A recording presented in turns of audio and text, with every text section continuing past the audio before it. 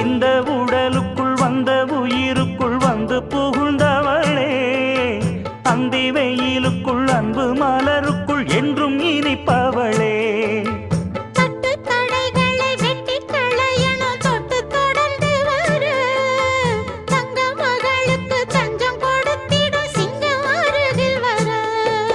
சின்னஞ்சிறு நெஞ்சுக்குள்ளே என்ன என்ன சேதிகளோ,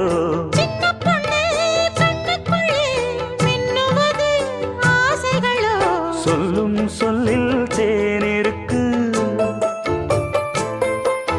சொர்க்கம் பக்கம்தான் இருக்கு, கையும் கையும் சேர்ந்திருக்கு.